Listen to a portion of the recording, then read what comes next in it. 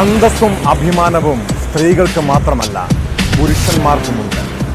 ആണുങ്ങൾക്കെതിരെ വ്യാജ പീഡന പരാതികളും കള്ളക്കേസുമായി എത്തുന്നവർക്കുള്ള മുന്നറിയിപ്പാണ് ഹൈക്കോടതിയുടെ ഈ നിരീക്ഷണം.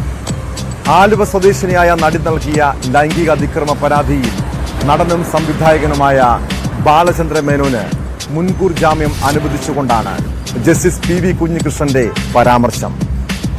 ബാലചന്ദ്ര മേനോന് നേരത്തെ ഹൈക്കോടതി ഇടക്കാല മുൻകൂർ ജാമ്യം അനുവദിച്ചിരുന്നു. ഇതേ ഹർജിയിലാണ് ഇപ്പോൾ മുൻകൂർ ജാമ്യം അനുവദിച്ചിരിക്കുന്നത്. തന്നെ ഭീഷണിപ്പെടുത്തി പണം തട്ടാനുള്ള ശ്രമമാണ് നടക്കുന്നതെന്നാണ് ബാലചന്ദ്ര മേനോന്റെ വാദം.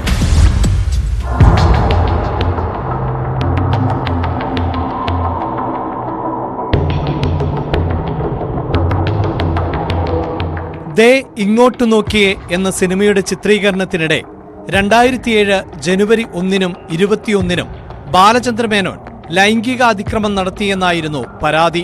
തുടർന്ന് തിരുവനന്തപുരം കന്റോൺമെന്റ് പോലീസ് കേസെടുത്തു.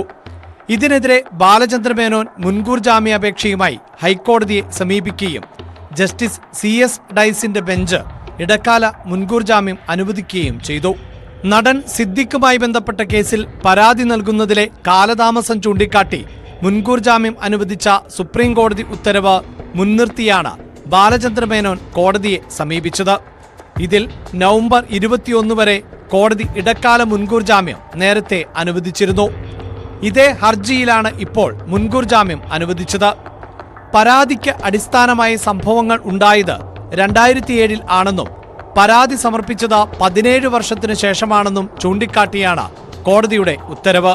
ഹേമ കമ്മിറ്റി റിപ്പോർട്ട് പുറത്തുവന്നതിന് പിന്നാലെ നടന്മാരായ മുകേഷ്, ജയസൂര്യ, ഇടവേള ബാബു എന്നിവർക്കെതിരെയും നടി പരാതി നൽകിയിരുന്നു.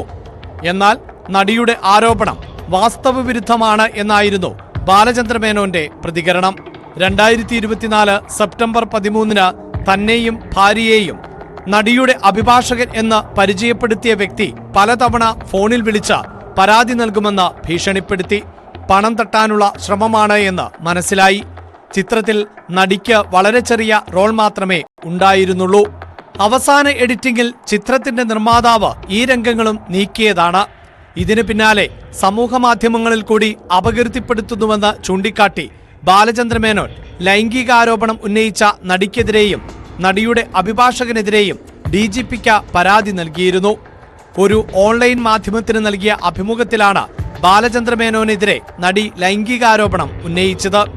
ഇത് തന്നെ അപകീർത്തിപ്പെടുത്തുക എന്ന ലക്ഷ്യത്തോടെയാണ് എന്നും ഇതിൽ നടപടി വേണമെന്നും ബാലചന്ദ്ര മേനോൻ പരാതിയിൽ ആവശ്യപ്പെട്ടിരുന്നു.